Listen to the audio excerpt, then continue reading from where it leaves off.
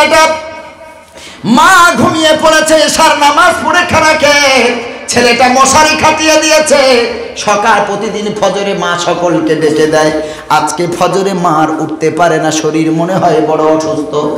মা ওঠে না দেখে ছেলেরও ঘুম ভাঙে না, মেয়েরও ঘুম ভাঙে না, কারোর ঘুম ভাঙলো না। সকাল 7টায় সকলের ঘুম ভেঙে গেল। ছেলেটা উঠে বলে আজ মা কেন ওঠে না? বিবিটা ডাকতে গেল তার শাশুড়িকে। ছেলেটা বলল না রে, আমার মা মনে হয় আজকে অসুস্থ আছে, তাই উঠতে পারে না, শুয়ে আছে, একটু রেস্ট করুন। ডাকতে দিল না। 8টা বেজে গেল, তাও মায়ের ঘরের দরজা খোলে না। 9টা বেজে গেল, মায়ের ঘরের দরজা খোলে না। এরপর ছেলেটা এখন ডিউটিতে বার হবে, কাজে বার হবে। 10টার সময় ছেলেটা খানা পিনা খেয়ে রেডি হয়ে গেছে। সে সালামটুকু মাকে সালাম দিয়ে কাজে বার হবে। এতক্ষণ এত বেলা হয়ে গেল, মা কেন দরজা খোলে না?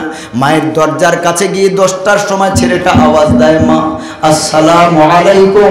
মা তুমি দরজা খোলো, আমি কাজে চলে যাচ্ছি, দোয়া করো। আবার আওয়াজ দেয় আসসালামু আলাইকুম। মা তুমি দরজা খোলো, আমি কাজে বার হয়ে যাচ্ছি, একটু উত্তর দাও মা। আবার আওয়াজ দেয় আসসালামু আলাইকুম, কোনো উত্তরও আসে না। ছেলেটা এক সময় ঝরঝর করে কান্না করে ফেলেছে। মা কি অজ্ঞান হয়ে গেছে? মা কি এমন অসুস্থ যে কথা বলার ক্ষমতা নাই? ছেলেটা দরজা ধাক্কা দিয়ে ভেঙে দিয়ে মায়ের বিছানার সামনে আছাড় খেয়ে পড়ে। মায়ের পাটা ধরে হালকা করে নাড়া দেয়, মা মা তুমি ওঠো, আমি কাজে যাচ্ছি, একটু দোয়া করে দিও মা। মায়ের পাটা যখন ধরে নাড়ায়, দেখেন মায়ের পাটা শক্ত হয়ে গেছে, ঠান্ডা হয়ে গেছে। ছেলেটা কি করবে বুঝতে পারে না। মায়ের বুকের কাছে গিয়ে নাকে হাত দিয়ে দেখে এহকালে আর মা নাই। ঝরঝর করে কেঁদে উঠে বিবিকে ডাকে, বাচ্চাকে ডাকে, সকলকে ডাকে, আয় আয়, আজকে আমার জনম দুঃখিনী মা আমাকে ছেড়ে চলে গেছে। দেখ আমার মায়ের কি হয়েছে, কথা কেন বলে না, আমার মাটা কেন ওঠে না, একটু দেখ। ছেলেটা পাগলের মতো হয়ে গেছে। বিবিটা মাথায় হাত বোলায় আর বলে, স্বামীকে একটু শান্ত হও, সবাইকে তো দুনিয়া ছেড়ে চলে যেতে হবে। ছেলেটা মায়ের লাশটা কোলে তুলে এভাবে জড়িয়ে ধরে হাউমাউ করে মা মা মা মা বলে কান্না করছে। মা মা বলে চিৎকার দিয়ে কাঁদে। মা আমি যখন কাজে থাকতাম প্রতিদিন তুমি আমারে কতবার কল করতে, কতবার ফোন দিতে, তুমি আগে জিজ্ঞেস করতে বাবা কাজ করছিস, কিছু খেয়েছিস কিনা। আমি যদি বলতাম মা আমার খাওয়া হয় নাই, কাজের একটু প্রেশার আছে, চাপ আছে, একটু পরে খাবো, তুমি আধা ঘন্টা পরে আবার কল দিয়ে জিজ্ঞেস করতে বাবা খেয়েছিস কিনা। কারণ আমার খাওয়ার খবর যতক্ষণ না পেতে তুমি তো খানা খেতে না। মা ও মা এতবার কল দিতে আমি কত বিরক্ত হতাম, তোমাকে কত ধমক দিতাম রে মা। আজ থেকে কে আমারে জিজ্ঞেস করবে আমি খানা খেয়েছি কিনা?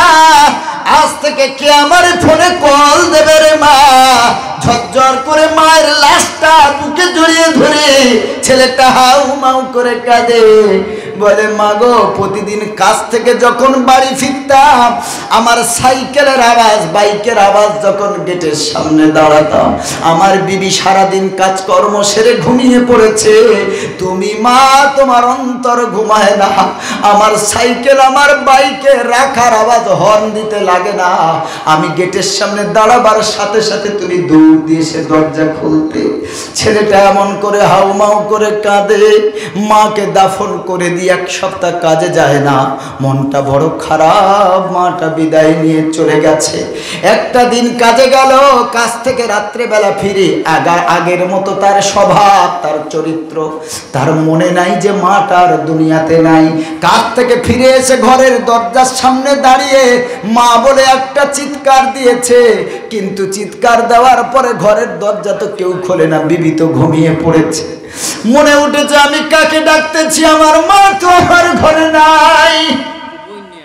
বিবিকে ডাক দেয়, বিবি এসে দরজা খোলে, স্বামীর চোখ ভরা পানি।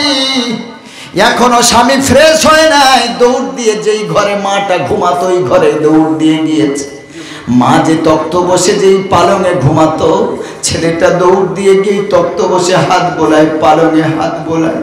মায়ের শাড়ি, মায়ের কাপড়টা ছেলেটা বুকে জড়িয়ে ধরেছে।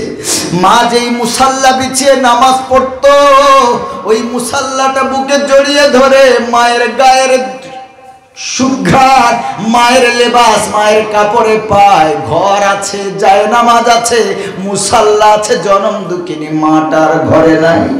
ঘরের চৌকাঠ ধরে, মায়ের খাটের পায়া ধরে ঝরঝর করে কাঁদে, মা গো এই ঘরে সব কিছু পড়ে আছে আগের মতোই, শুধু তুমি নাই। ও মা, আমার যদি ঘরে ফিরতে দেরি হতো, তুমি বারবার ফোন করে বলতে, বাবা এত লেট হয় কেন, বড় দিনকাল খারাপ, তুই বাড়ি ফিরে আমার বড় চিন্তা হয়।